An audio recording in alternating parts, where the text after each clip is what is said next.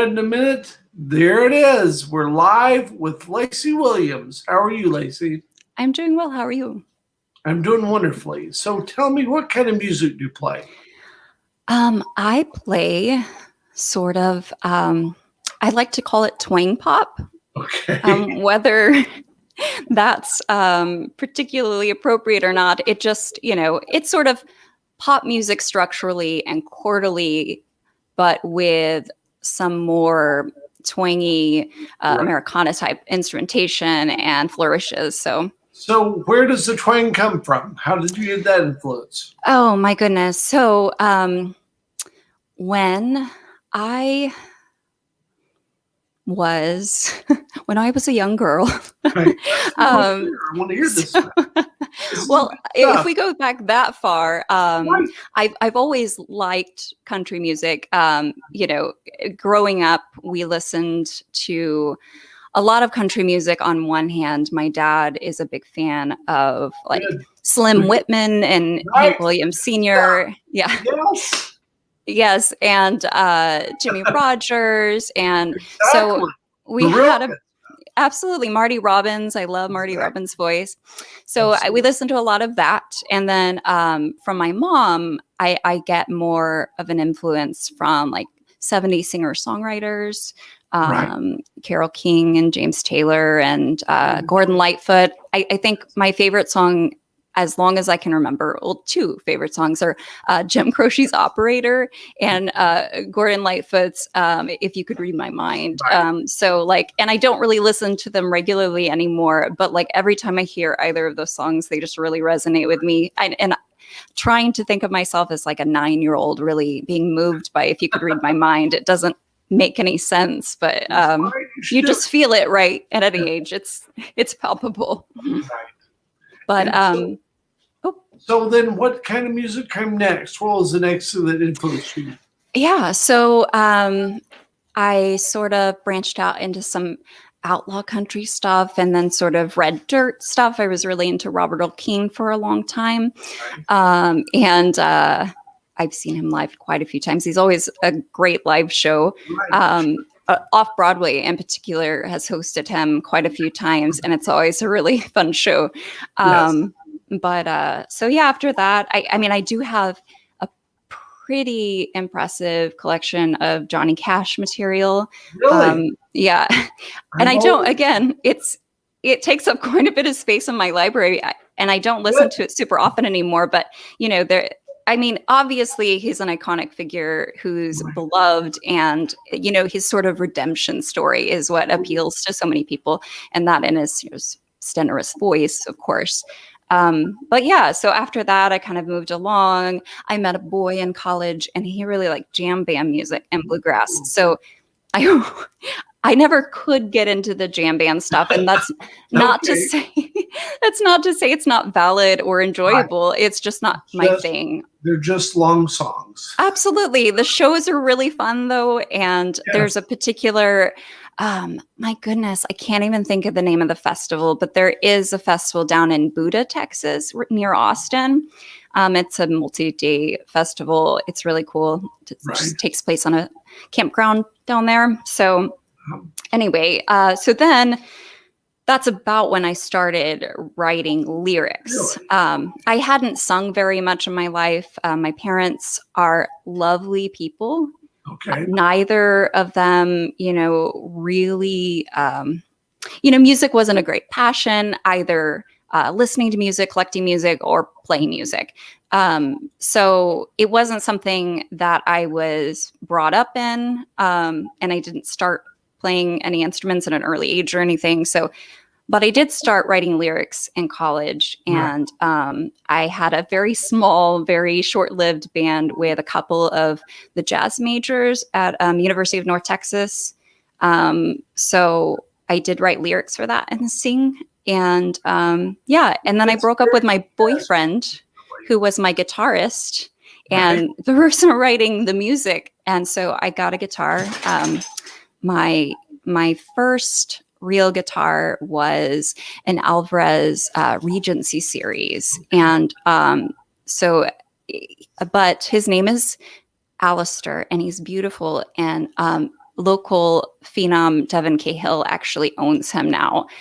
So he's been passed along and is in good hands. But yeah, so then, I don't know, broke up with a boyfriend, started writing my own songs. And for years, I really just wrote songs and recorded them in my living room. And I didn't share them with anyone but my mom. So that's sort of what happened. So I met somebody online. I was living in Texas at the time because that's where I'd always lived. And I met somebody from St. Louis online. So I came up here to get married. Yeah, it was just a few months in. So, and this was, oh man, almost 15 years ago now. Wow. Yeah, it's been a long time. Yeah. Yeah, eventually Otherwise, it could have been a try to catch song. Yeah. I mean, I think anyone can look back at their life in retrospect and, of course, see the glaring flaws and giant blunders. Yes. But it's also important to realize, and I'm not a fatalist or, I don't necessarily believe everything happens for a reason. But if I hadn't made giant mistakes, I wouldn't be here. And I'm very happy here. Exactly. So yeah, good stuff came of it. But I've been blathering. Do you have any more questions? No, that's good. But let's play some music. Play your 5 Sure. and 5. All right. Okay. Well, thank you so much, Dale. Oh, yes. I'm so glad to have you.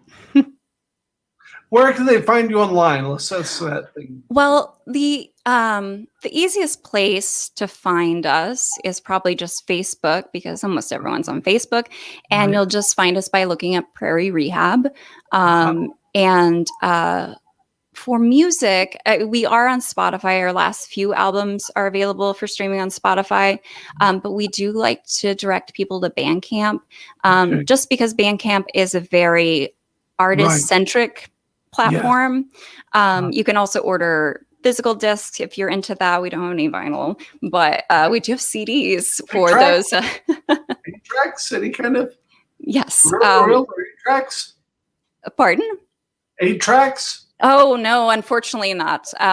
Maybe a cassette eventually. There we go. That sounds great. Sounds very 80s and retro. So let's do the 5 and 5. Sure. Thank you so much. Okay. So really quickly, for those who are listening, it's important that you follow Dale and his channel here on YouTube. He is doing a lot to help musicians in Missouri.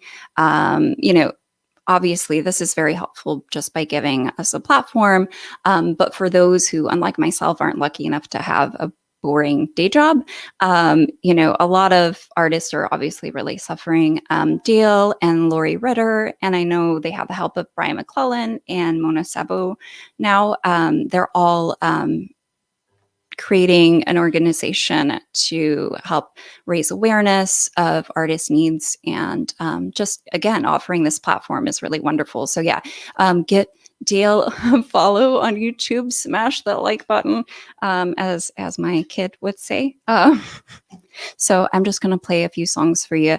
This first one is off of record we released a few years ago. Gosh, it's been so long. 2016. It's off of Conformateur, and it's called There There.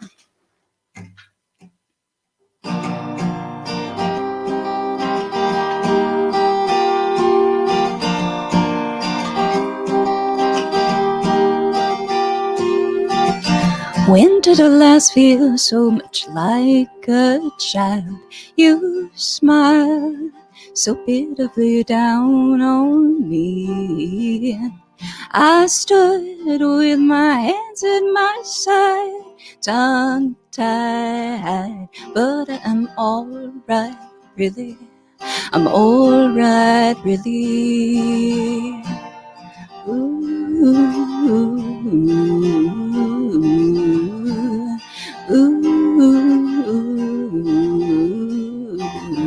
Give it a minute, you'll know everything. every passion, every pain, each senseless impetus on which my troubles hang. I'm not a man to be reasoned with, just a thin-skinned simpleton, a clumsy little kid who's falling down again. When did the last feel so much like a child? You smiled so pitifully down on me. I stood with my hands at my side, tongue-tied, but I'm alright, really. I'm alright, really. Ooh, ooh,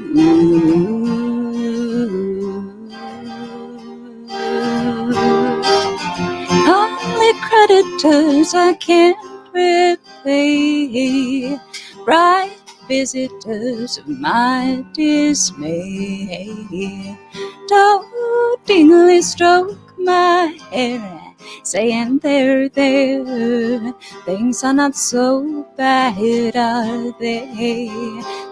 There, things are not so bad, are they? When did I last feel so much like a child? You smiled so pitifully down on me. I stood with my hands at my side, tongue-tied, but I'm alright, really. Tongue-tied, but I'm alright, really. I'm alright, really. Ooh, ooh,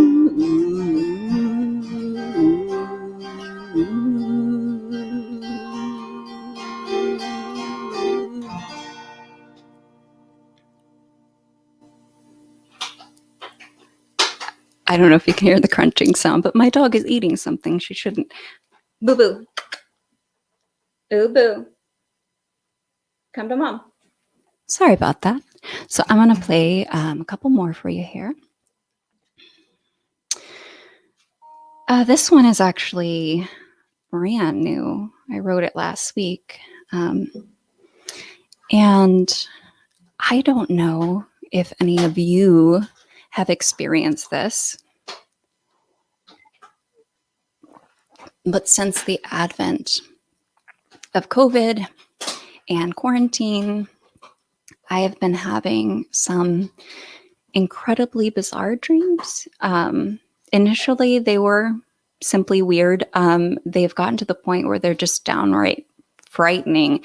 And I wake up feeling really anxious and full of dread, which is something I don't enjoy. But I wrote a little song about it. So that's good. Inspiration, right?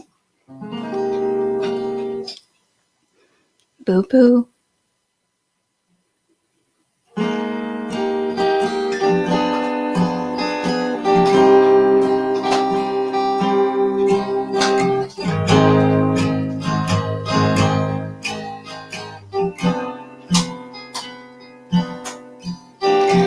Awake and wired but exhausted,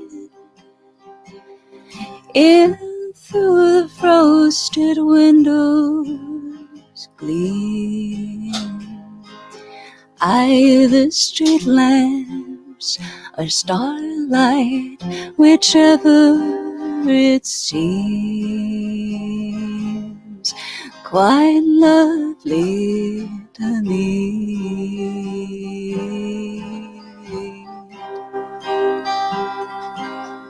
But I'm too afraid to sleep. I'm too afraid to sleep. I'm too afraid, 'cause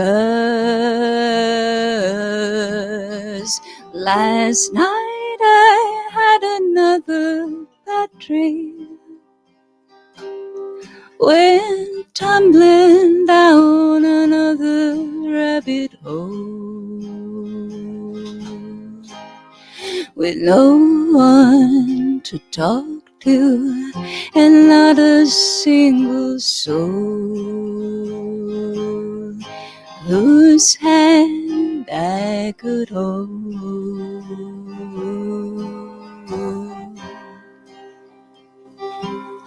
So I'm too afraid to sleep.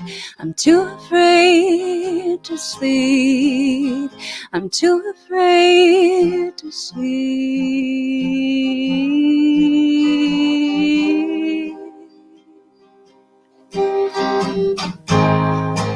Ooh.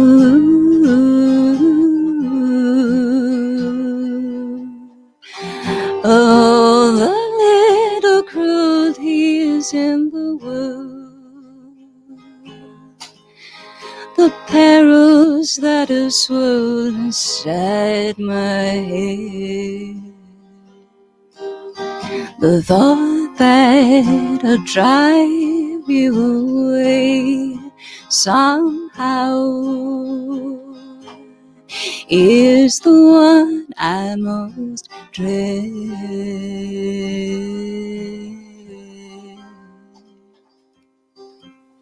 So I'm too afraid to sleep. I'm too afraid to sleep. I'm too afraid to sleep. I'm too afraid to sleep. I'm too afraid to sleep.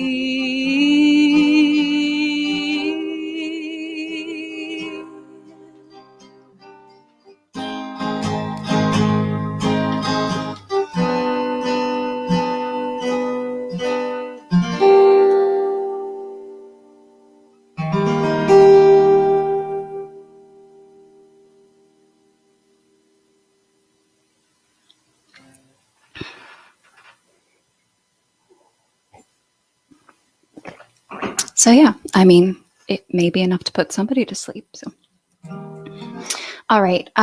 So our recent album, most recent, I should say, was released last June. Maybe it's called Lilac Gray, and really the entire album is based on and was inspired by my experience with grief after having lost my brother to suicide back in November of 2017. So, I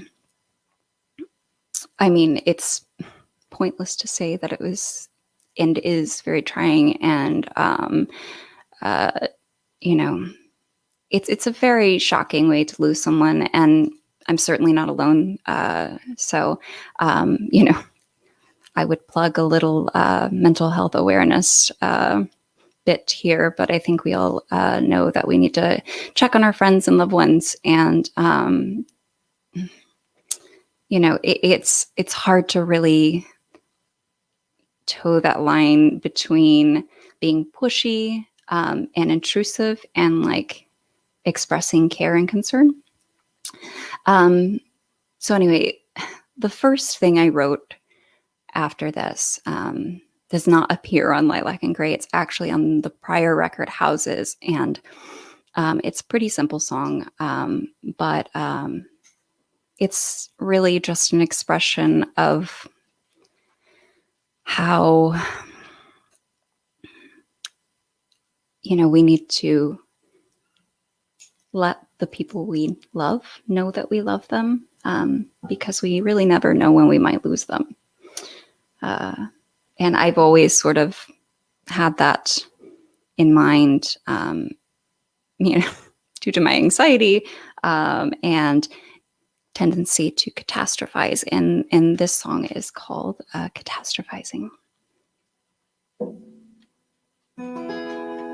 Hey, boo-boo. Yes, my dog is making an appearance. Mm.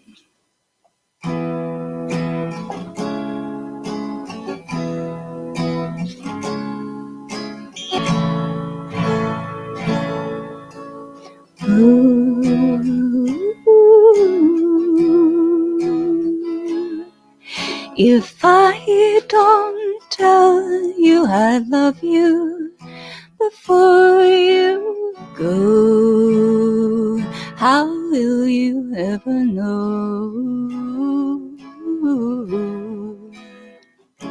When you come tumbling out of the sky over Dayton, Ohio, and the engines fail, all the wailing mothers pray for time, oh, but time belongs to others now.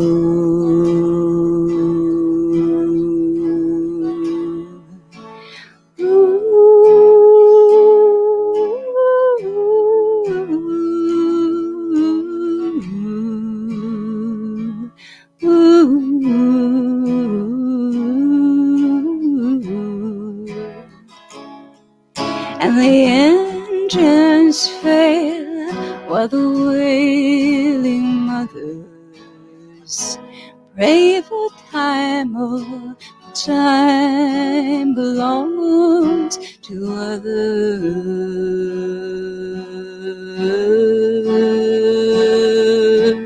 now.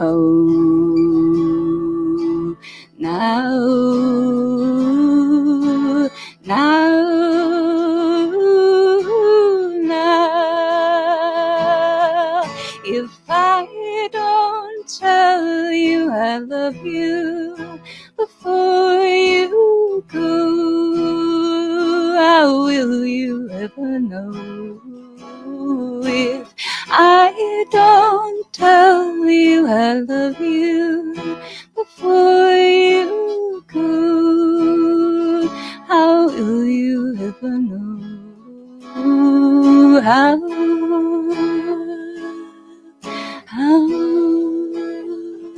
you know?